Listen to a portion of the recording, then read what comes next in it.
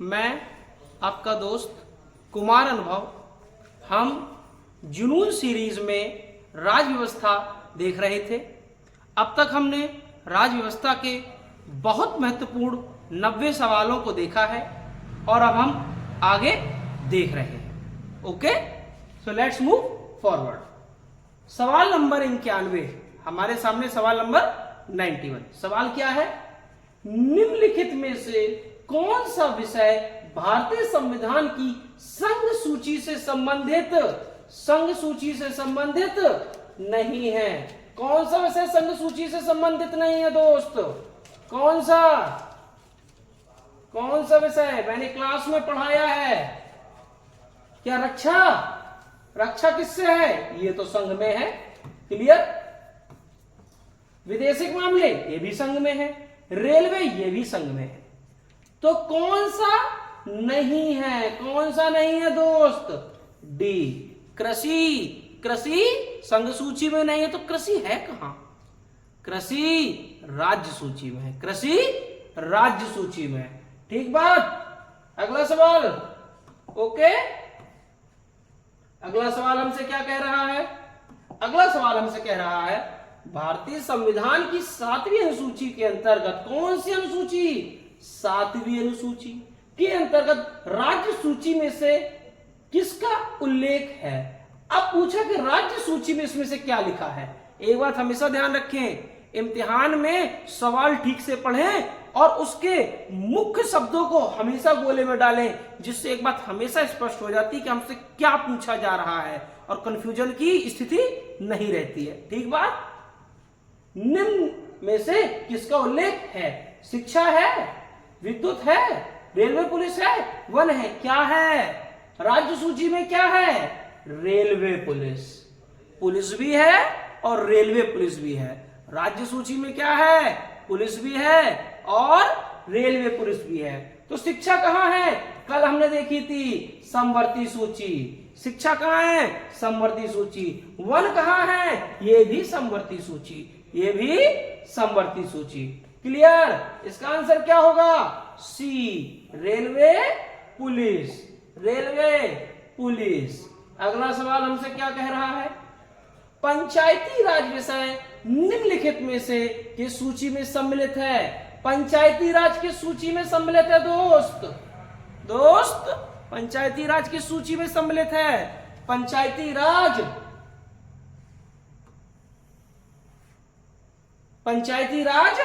किस सूची में है? पंचायती राज राज्य सूची में है। हमने पढ़ा था पंचायती राज 73वें संविधान संशोधन से किस सूची में आ गया था?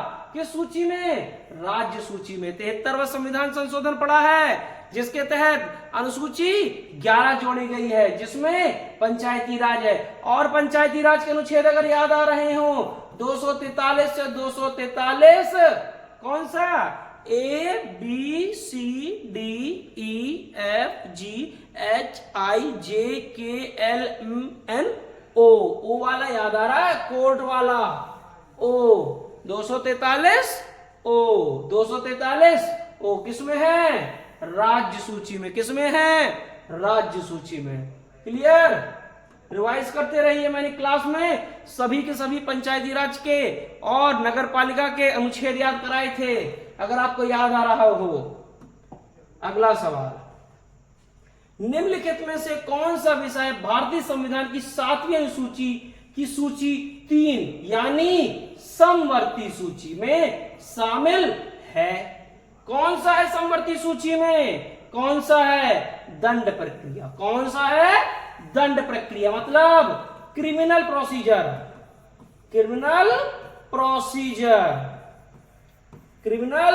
प्रोसीजर। पुलिस किसमें है? राज्य में। कारागार राज्य में। लोक व्यवस्था राज्य में। बाकी के तीनों राज्य सूची में है। आपको दिया जा रहा अतिरिक्त एक्सप्लेनेशन बहुत महत्वपूर्ण है, ध्यान से सुने। ठीक बात। अगला सवाल हमसे क्या कह रहा है? क्या पूछा जा रहा है हमसे? कवि हमसे जानना चाहता है विवाह विच्छेद यानी तलाक एवं गोद लेना संविधान की 7वीं अनुसूची में निम्नलिखित के अंतर्गत सम्मिलित है। मतलब विवाह विवाह विच्छेद और गोद लेना किस सूची में है? मैंने कहा था विवाह कितने लोगों के बीच होता है? 2 लोगों के बीच। और विवाह का फैसला कौन लेता है? दोनों ही। विवाह का फैसला कौन लेता है? दोनों लोग। और जहां दोनों की बात आई वहां समवर्ती सूची। समवर्ती सूची में कल हमने जनसंख्या नियंत्रण देखा, शिक्षा देखा, आर्थिक नियोजन देखा, ये सब हमने कहा देखा? समवर्ती में। जहां जहां 2 लोगों की बात आ रही थी वो कहां है? समवर्ती सूची में। क्लियर? अगला हमसे क्या पूछा जा रहा है? अगला हमसे, अच्छा पिछले का आंसर क्या हुआ? पिछले का आंसर क्या हुआ? पिछले का आंसर हुआ सी। पिछले का आंसर हुआ सी। पिछले का आंसर सी। 95 का आंसर सी। अब हम बढ़ते हैं 96 की तरफ। 96 की तरफ। भूमि सुधार डॉट डॉट डॉट के विषयों के अंतर्गत है। भूमि सुधार कहां है? भूमि सुधार गुरु राज्य सूची। भूमि सुधार राज्य सूची। भूमि सुधार राज्य सूची। पहला संविधान संशोधन याद आ रहा है जिसके तहत 9वीं अनुसूची जुड़ी थी। 9वीं अनुसूची वो भी भूमि सुधार से ही संबंधित है। कल हमने ये बात पढ़ी थी, याद आ रहा है? अगला हमसे क्या पूछा गया है? संविधान की अनुसूची 6 इनमें से किस राज्य में लागू नहीं होती? क्या नहीं? और अनुसूची 6, अनुसूची 6 की ट्रिक, एटीएम में मनी नहीं है। मनी नहीं है तो क्या है? A for Assam, T for Tripura, T for Tripura और एम फॉर मेघालय। और जब मणिपुर नहीं है तो क्या है? मिजोरम। क्या है? मिजोरम। तो अनुसूची 6 में क्या है? मिजोरम। क्या नहीं है? मणिपुर नहीं है। यह आपके लिए और महत्वपूर्ण हो जाता है क्योंकि ये इसलिए महत्वपूर्ण आपके लिए हो जाता है क्योंकि अभी अभी मणिपुर में इतना सारा विद्रोह चल रहा था, याद आ रहा है? तो हो सकता आपसे वो मणिपुर के बारे में ये बात पूछ ले। क्लियर? कौन कौन से शामिल है? ट्रिक याद आ रही है? क्लास में बताई थी। एटीएम में मनी नहीं है। एटीएम में मनी नहीं है। ठीक बात? क्लियर? अगला सवाल हमसे क्या कह रहा है, आइए देखते हैं। संविधान की 11वीं अनुसूची, कौन सी अनुसूची? 11वीं अनुसूची निम्नलिखित में से किससे संबंधित है? 11वीं याद आ रही है? 73वां संविधान संशोधन। 73वां संविधान संशोधन से क्या जुड़ा? पंचायती राज। क्या जुड़ा? पंचायती राज। 11वीं अनुसूची में पंचायती राज। नगर पालिका 12वीं अनुसूची, किसमें? 12वीं अनुसूची में नगर पालिका। तो 11वीं अनुसूची में क्या जुड़ा? पंचायती राज। ये बात क्लियर हो रही है? संविधान संशोधन 73, संविधान संशोधन 73 1993। इसी के साथ पंचायती राज दिवस भी हम देख लेते हैं। ये मनाया जाता है 24 अप्रैल को। 24 अप्रैल को। ये एक्स्ट्रा इंफॉर्मेशन ध्यान दीजिएगा। पंचायती राज दिवस हम कब मनाते हैं? 24 अप्रैल को। पूछा जाता है कई बार इम्तिहान में। 24 अप्रैल एक और कारण से बहुत इंपॉर्टेंट डेट है। क्यों? 24 अप्रैल को ही केशवानंद भारती का क्या आया था? फैसला आया था 1973 में, जिस बात से हम लोग क्या समझते हैं? मूल संरचना का सिद्धांत। मूल संरचना का सिद्धांत, उसकी भी तारीख क्या थी? 24 अप्रैल। 24 अप्रैल। अगला सवाल क्या पूछा गया है? भारत के संविधान की 11वीं अनुसूची में कितने विषय है? अभी क्या पूछा था? 11वीं अनुसूची में क्या है? क्या है? पंचायती राज। क्या है? पंचायती राज। क्या है? पंचायती राज। क्या है? आप पूछा पंचायती राज में कितने विषय हैं? पंचायती राज में कितने विषय हैं दोस्त? क्या 22 हैं? ना। क्या 24 हैं? ना। क्या 32 हैं? ना। बचा क्या है? 29। गौर करो, जब मैंने अनुसूची क्लास में लिखाई थी तब मैंने 29 विषय बताए थे, जबकि 18 विषय किसमें है? नगर पालिका। नगर पालिका में कितने हैं? 18 विषय, इसमें 29। ये बात याद रखिएगा, 29 विषय कहां है? अनुसूची 11। अगर अनुसूची 11 ना दे तो और पूछ ले तो याद रखिएगा 243 जी, 243 जी। लेकिन अगर 243 जी और ये दोनों दे दे और ऑप्शन में कहे क्या बोथ, तो भी आप 243 जी में ना जाके 11वीं में जाएंगे। ये तो तब जाएंगे जब ये ना दिए ऑप्शन में, क्योंकि हम जानते हैं पेपर में क्या आता है, सर्वश्रेष्ठ उत्तर चुने। जरूरी नहीं है कि 4 दिए चारों सही है ही, लेकिन 4 में सबसे ज्यादा कौन सा सही है? कहां है? 243 जी और 11वीं अनुसूची। प्राथमिकता किसे देंगे? 11वीं अनुसूची को। क्लियर है ये बात?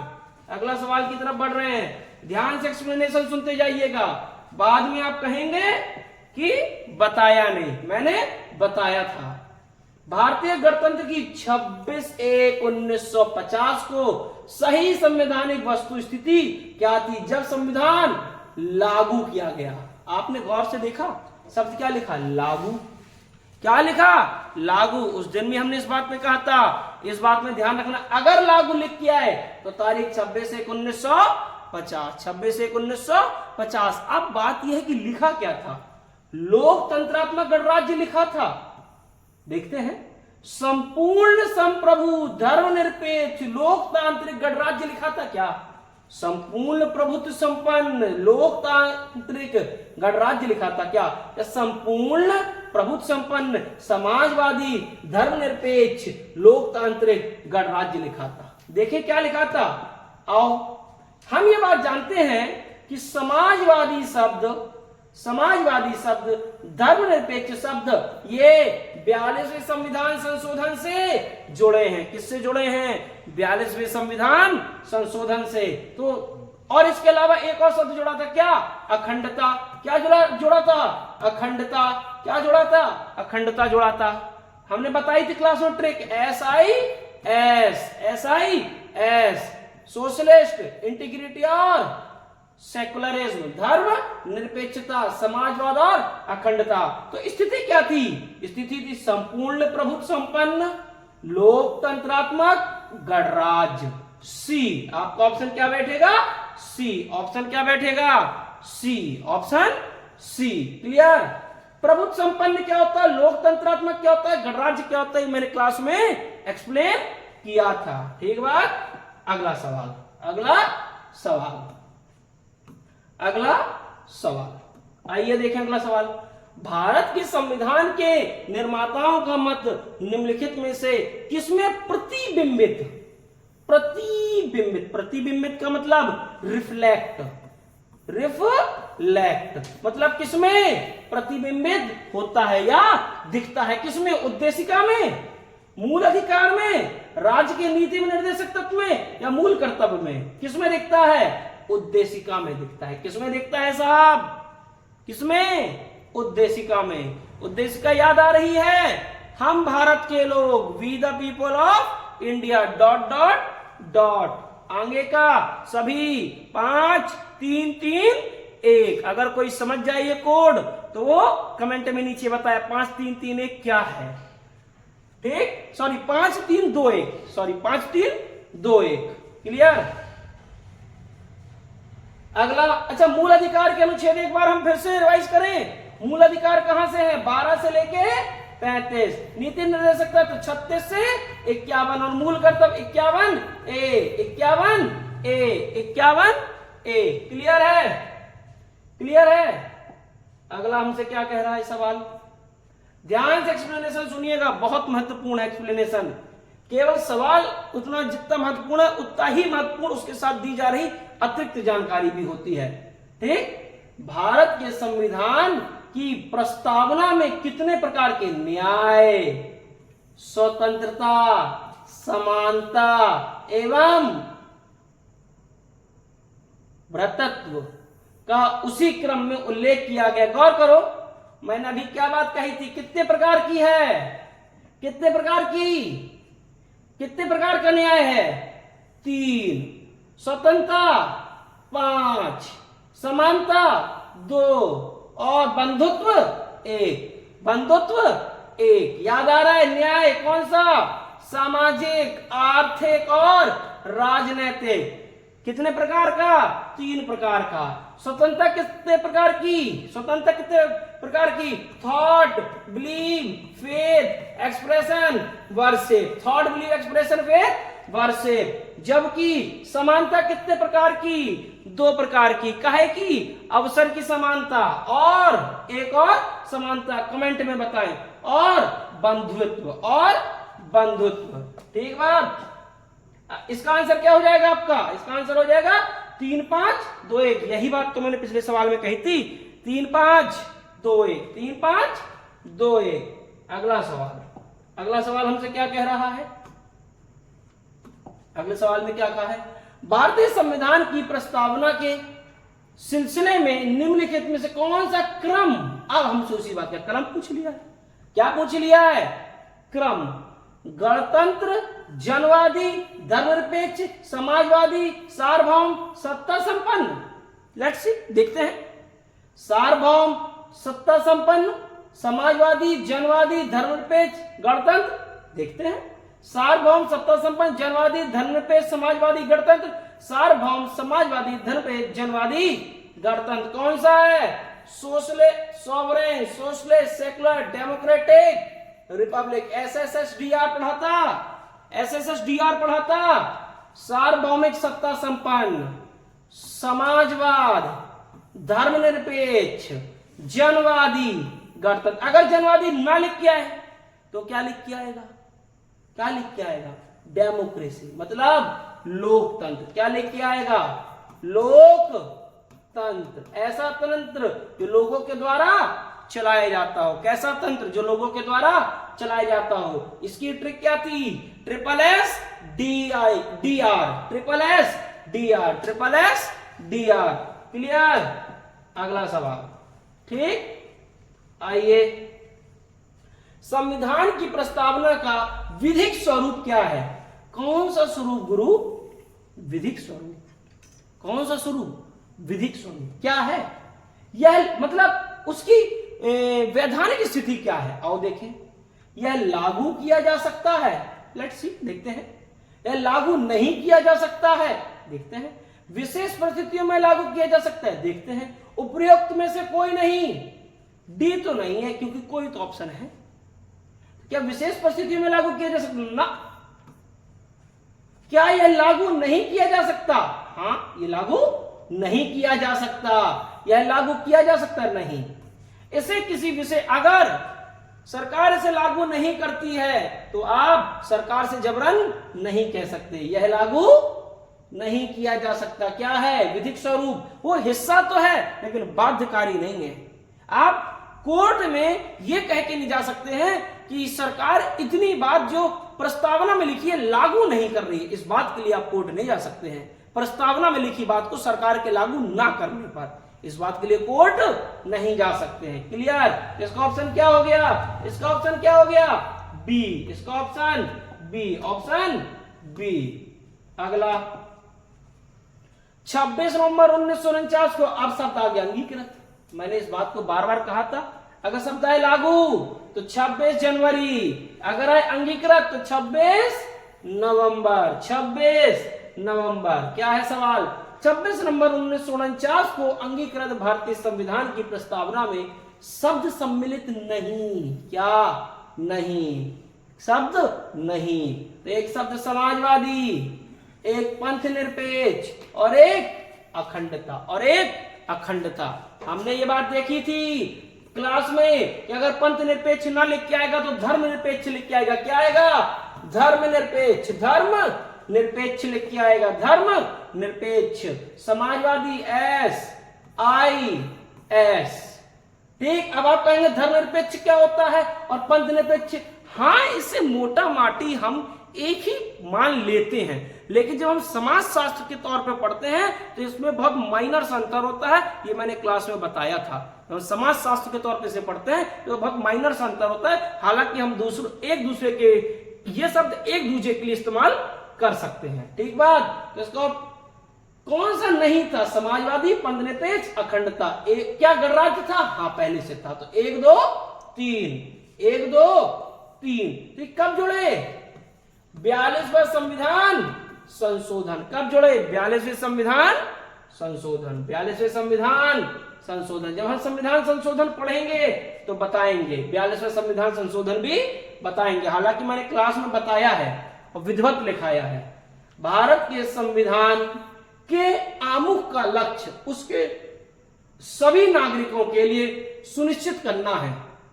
ठीक, सामाजिक तथा आर्थिक न्याय, सामाजिक तथा आर्थिक न्याय, विचार तथा अभिव्यक्ति की स्वतंत्रता। 5 प्रकार की स्वतंत्रता थी, 3 प्रकार का न्याय था जिसमें 2 दिए हैं, 2 प्रकार की स्वतंत्रता दी गई है, अवसर की समानता दी गई है और व्यक्ति की प्रतिष्ठा। ये तो सभी चारों सही हैं, ये तो सभी चारों सही हैं।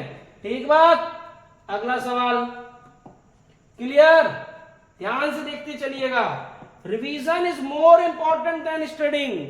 हम क्या करते हैं, एक बार पढ़ लेते हैं या नोट्स बना लेते हैं, हमको लगता है हमने युद्ध जीत लिया। ना, हमने अभी युद्ध का केवल पहला कदम बढ़ाया है।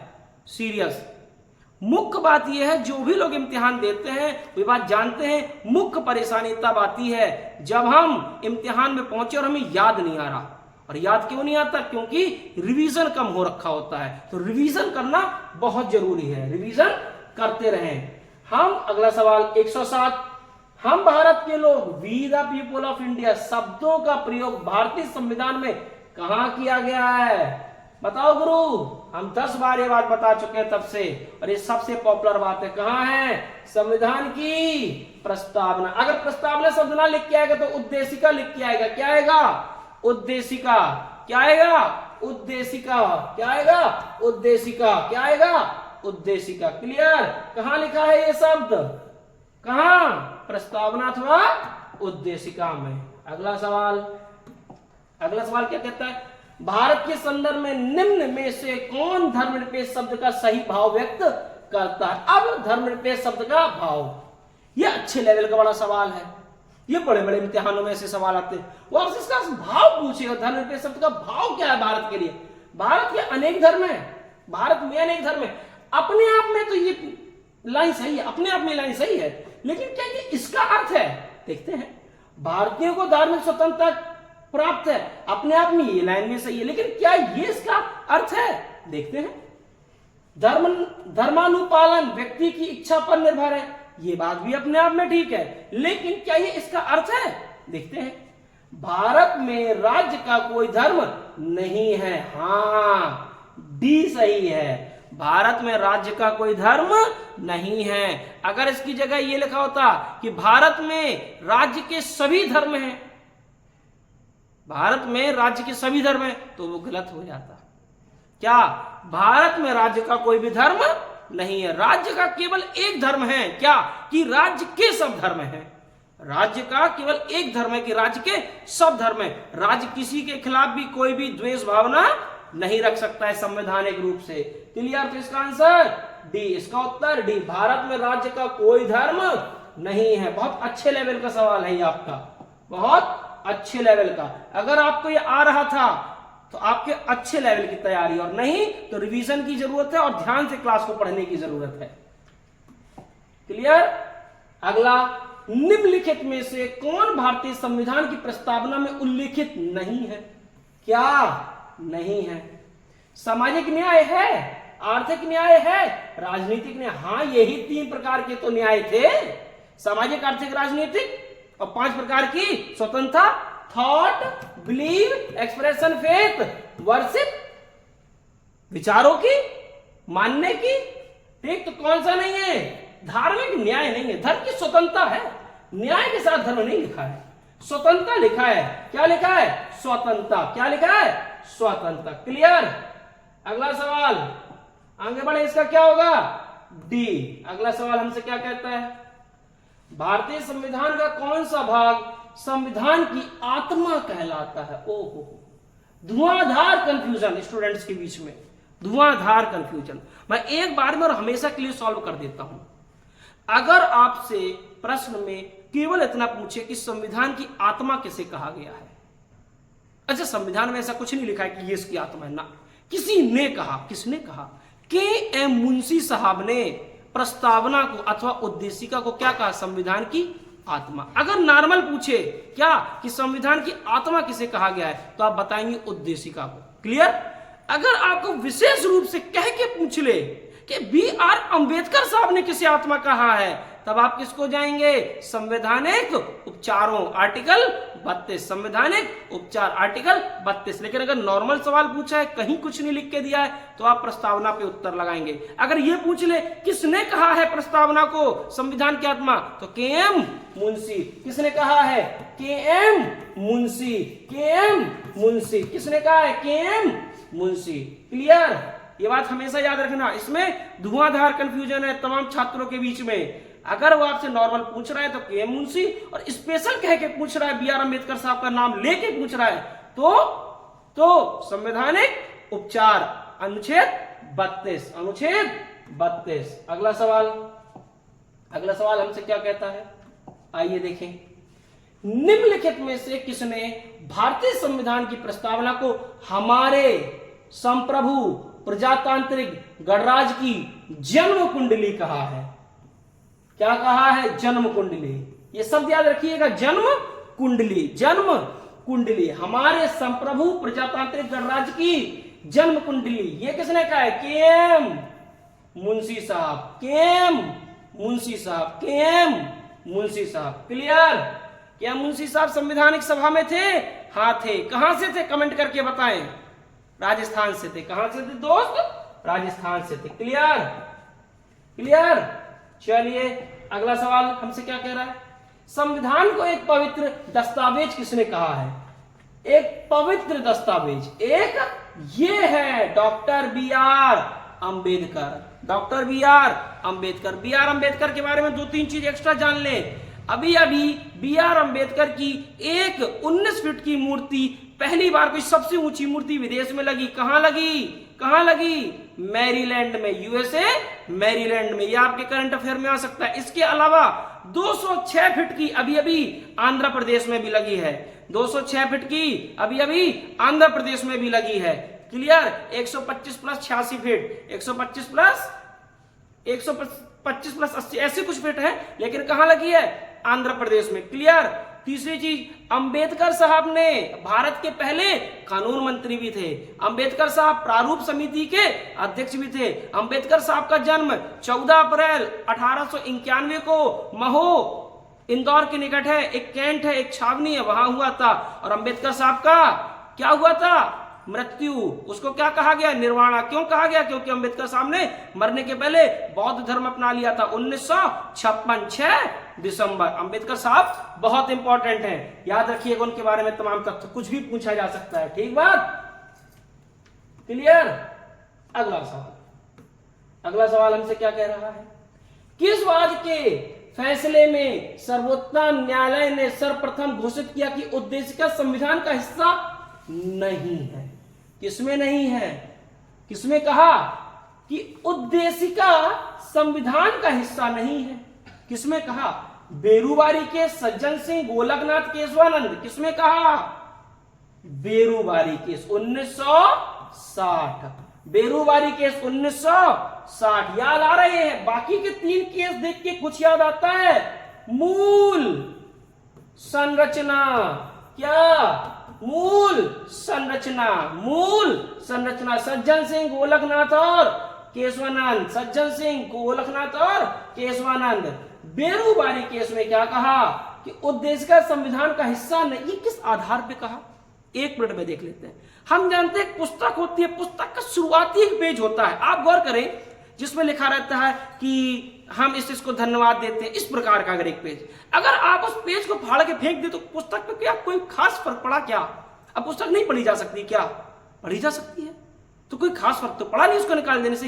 इसी आधार पे कहा था कि इसका हिस्सा नहीं है। हालांकि बाद में 1994 SR बोमई केस में माननीय सर्वोच्च न्यायालय ने खुद का फैसला पलटा और क्या कहा? ये इसका अहम हिस्सा है, ये इसका अहम हिस्सा है। अच्छा, ये किस आधार पे कहा था अहम हिस्सा है? ये इस आधार पे कहा था माननीय सर्वोच्च न्यायालय ने 1994 के SR बोमई केस में कि ये हमें तमाम फैसले लेने में मदद करता है, ये हमें तमाम फैसले लेने में मदद करता है। अगला अगला सवाल क्लियर। अगला सवाल हमसे क्या कह रहा है, निम्नलिखित में से किस वाद में उच्चतम न्यायालय ने धारणा प्रस्तुत की कि उद्देश्य का संविधान का भाग है। देखिए 1 मिनट पहले मैंने बात बताई थी, एसआर बोमई बनाम यूनियन ऑफ इंडिया 1994 का वाद, एसआर बोमई बनाम यूनियन ऑफ इंडिया 1994 का वाद। क्लियर, याद आ गया। अगला सवाल, अगला सवाल, निम्नलिखित विवादों में से किसमें सर्वोच्च न्यायालय ने प्रस्तावना को भारतीय संविधान को मौलिक से, अच्छा अब फिर एक चीज आ गई। अब आप गौर करना, प्रस्तावना एक तो भाग हो गया, ठीक, और फिर उन्होंने उसको मौलिक संरचना का भी भाग स्वीकार कर लिया। ये किसके तहत, ये केशवानंद भारती केस के तहत। ये कि अब आप गौर करना, किसमें नहीं किया 1960 बेरूबारी, किसमें किया एसआर बोमई केस 1994, और किसमें ये कहा कि हाँ ये भी मूल संरचना का हिस्सा है, किसमें Kesavananda Bharati case 1973। Clear, clear, ध्यान से सुनते चलिएगा, ध्यान से सुनते चलिएगा, ठीक। और कोशिश कीजिएगा कि मेरे उत्तर बता देने के पहले आप उत्तर बता दें, क्यों, और जो उत्तर आपको ना होते हो वो भी समझ में आ जाएगा। तो एक प्रकार से आपका टेस्ट भी है। भारतीय संविधान की प्रस्तावना में इसके सभी नागरिकों को कौन सा न्याय प्रदान करने की व्यवस्था की गई। कौन सा न्याय है मालिक, कौन सा न्याय है, कौन सा, सामाजिक, धार्मिक और राजनीतिक है क्या ना। धार्मिक स्वतंत्रता थी गुरु, सांस्कृतिक है क्या ना, सांस्कृतिक है क्या ना, सामाजिक, आर्थिक और राजनीतिक। 5 3 2 1, याद आ रहा है, 5 3 2 1, 5 3 2 1।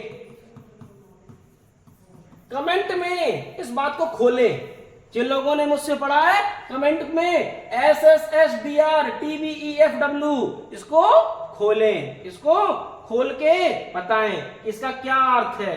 क्लियर, इसका आंसर क्या बैठेगा, डी, इसका डी। अगला सवाल, अगला क्या कह रहे हैं हमसे, आइए देखें। निम्नलिखित में से कौन सा राज्य शब्द को सर्वोत्तम रूप से परिभाषित करता है। हाँ गुरु, ये भी अच्छे स्तर का सवाल है। ये सवाल बताते हैं कि हमारी तैयारी का स्तर क्या है। हमने केवल 4 चीजें रट के अपने आप को राजनीतिक विज्ञान का विद समझने लगे, या कुछ आता है वाकई में। ये सवाल बनता है तो आप पॉलिटी जान रहे हैं, और नहीं बनता है तो अभी काम करने की और रिवाइज करने की और लेक्चर को ध्यान से देखने की और सुनने की जरूरत है। मेरे क्लास में बच्चे जिन्होंने पढ़ा है वो ये कर लेंगे। मैंने क्लास में से क्लियर कट बताया था राज्य की परिभाषा। जो नहीं कर पाए मेरे क्लास के बच्चे वो रिवीजन करें, ठीक। निम्नलिखित में से कौन सा राज्य शब्द को सर्वोत्तम रूप से, सबसे अच्छा राज्य शब्द को, किसको, व्यक्तियों का एक समुदाय जो बिना किसी बाहरी नियंत्रण के एक निश्चित भूभाग में स्थायी रूप से निवास करता है और जिसकी एक संगठित सरकार है। लेट्स सी, एक निश्चित भूभाग के राजनीतिक रूप से संगठित लोग जो स्वयं प्रशासन करने, कानून एवं व्यवस्था को बनाए रखने, अपने नैसर्गिक अधिकारों की रक्षा करने तथा अपनी जीविका के साधनों को सुरक्षित रखने का अधिकार रखते हैं। बहुत से व्यक्ति जो एक निश्चित भूभाग में बहुत लंबे समय से अपनी सांस्कृतिक परंपरा और शासन व्यवस्था के साथ रहते आए, एक निश्चित भूभाग में स्थायी रूप से रह रहा समाज जिसकी एक केंद्रीय प्राधिकारों तथा केंद्रीय प्राधिकारी के प्रति उत्तरदायी का कार्य पालिका और एक स्वतंत्र न्यायपालिका है। क्या है साहब, आप जान गए होंगे, ऑप्शन नंबर ए। क्योंकि स्टेट की, राज्य की डेफिनेशन मैंने बताई थी। राज्य की डेफिनेशन पूरी करने के लिए 4 क्राइटेरिया होते हैं। कौन से, कौन कौन से, एक तो क्या, कौन कैसा हो, संप्रभु राज्य हो, कैसा हो, संप्रभु राज्य हो, नंबर 1। नंबर 2, वहां पे एक सरकार हो, क्या हो, सरकार हो। तीसरा, उसकी क्या हो, एक निश्चित सीमा हो, एक निश्चित सीमा हो, और वहां पे वहां जनता रहती हो, वहां पे जनता रहती हो। तो क्या जनता रह रही है, हाँ रह रही है। क्या बाहरी नियंत्रण है, नहीं है, बिना किसी बाहरी नियंत्रण के तो संप्रभु है, दूसरा क्राइटेरिया पूरा।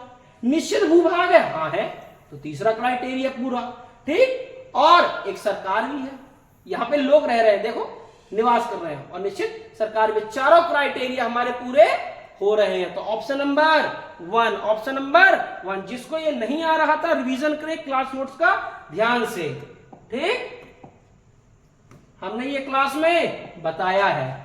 भारतीय संविधान में किस प्रकार की शासन प्रणाली की व्यवस्था की गई है? किस प्रकार की शासन प्रणाली है?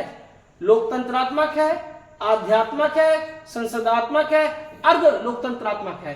कैसी है साहब? संसदनात्मक है। कौन सी? संसदनात्मक है। कैसी है? संसद। और ये कहां से ली है हमने? ब्रिटेन से। कहां से ली है? ब्रिटेन से। अच्छा, ब्रिटेन से क्यों ली? कहीं से ली? इसीलिए क्योंकि हम ब्रिटेन के गुलाम थे और हमें लगभग ऐसी ही प्रणाली की आदत थी। हमें ऐसी ही लगभग प्रणाली की आदत थी, ठीक। हम लगभग 200 साल रहे हैं, हम कोई नई अपनाते तो हमें उसको एडॉप्ट करने में वक्त लग जाता और हमारे पास वक्त था नहीं। उस वक्त भारत उतना पढ़ा लिखा नहीं था। भारतीय संसदीय प्रणाली ब्रिटिश संसदीय प्रणाली से इस बात में भिन्न है। गुरु क्या है? भिन्न। ध्यान दीजिएगा, किसमें भिन्न है? वास्तविक और नाम मात्र दोनों प्रकार की कार्यपालिका है। सामूहिक उत्तरदायित्व की प्रणाली है, वहां है, हाँ है। हमारे यहां कहां है? 73(3) में है। 73(3) में है सामूहिक उत्तरदायित्व। द्विसदनात्मक विधायिका है, हमारे यहां है, हाँ है। 79 में लिखा है संसद का एक सदन, संसद का दूसरा सदन और प्रेसिडेंट, हाँ है। न्यायिक पुनर्वलोकन की प्रणाली ना, हमारे यहां तो है जो 137 में लिखी है। ये बात कहां लिखी है? 137 में। क्या ब्रिटेन में है? नहीं। यहां तक कि ब्रिटेन के संविधान के लिए कहा जाता है कि ब्रिटेन की संसद इतनी ताकतवर है कि एक व्यक्ति का लिंग बदलने के अलावा बाकी सब कुछ कर सकती है, बाकी सब कुछ बदल सकती है। मतलब क्या ज्यादा ताकतवर है? वहां की संसद। न्यायपालिका इतनी ताकतवर नहीं है, और न्यायपालिका अगर ताकतवर नहीं है तो उसके न्यायिक पुनर्वलोकन भी नहीं है। और हमारे यहाँ क्या न्यायिक पुनर्वलोकन है? हाँ है। क्या न्यायिक पुनर्वलोकन केवल सुप्रीम कोर्ट को है? ना, हाई कोर्ट को भी है। किसको है? हाई कोर्ट को भी है। क्लियर? क्लियर? किसको है? हाई कोर्ट को है। और आज का अंतिम सवाल, निम्नलिखित में से कौन सी भारतीय संविधान की विशेषता नहीं है? कौन सी विशेषता नहीं है? संसदनात्मक सरकार क्या है? हाँ है, पिछले सवाल में देखा था हमने। अध्यक्षनात्मक सरकार देखते हैं। स्वतंत्र न्यायपालिका, न्यायपालिका हमारे स्वतंत्र है, हाँ है। संघात्मक सरकार, हाँ है। तो ऑप्शन बचा क्या है गुरु? अध्यक्ष, मतलब प्रेसिडेंशियल सिस्टम। कैसी? Presidential system. कैसा? क्या हमारे प्रेसिडेंशियल सिस्टम है? ना, हमारे यहाँ संसदनात्मक है, पार्लियामेंट्री है। क्या है? पार्लियामेंट्री है। पार्लियामेंट्री और प्रेसिडेंशियल में क्या अंतर होता है? मैंने क्लास में बताया था। पार्लियामेंट्री में जो वास्तविक हेड होता है वो होता है प्राइम मिनिस्टर, जबकि प्रेसिडेंट होता है नाम मात्र का। क्या होता है? नाम मात्र का। लेकिन अध्यक्षनात्मक में क्या होता है? प्रेसिडेंट ही वास्तविक होता है। क्या होता है? प्रेसिडेंट ही वास्तविक अध्यक्ष होता है। क्लियर? तो हमने इस प्रकार सभी 30 सवाल देखे हैं। क्लियर? आप हमारी सीरीज लगातार देखते रहें। आने वाले सभी इम्तिहानों में आपको ये सीरीज बहुत लाभकारी होगी और बहुत महत्वपूर्ण सवाल भी लाए जा रहे हैं। हम रोज सीरीज को लाएंगे। आप हमें प्यार दें, लाइक करें, शेयर करें, सब्सक्राइब करें, अपने सभी दोस्तों के पास भेजें जिससे कि वो भी इससे लाभान्वित हो सके। हम बहुत ही उच्च दर्जे के, अच्छी क्वालिटी के सवाल ला रहे हैं। ये हमारी जिम्मेदारी है। जिस दिन इम्तिहान हो जाएगा मैं इन्हीं लेक्चर से आया हुआ सवाल, ठीक हूबहू रिपीट सवाल या मेरे दिए गए एक्सप्लेनेशन से आया हुआ सवाल मैं आपको क्लेम के तौर पे दिखाऊंगा। ठीक, धन्यवाद।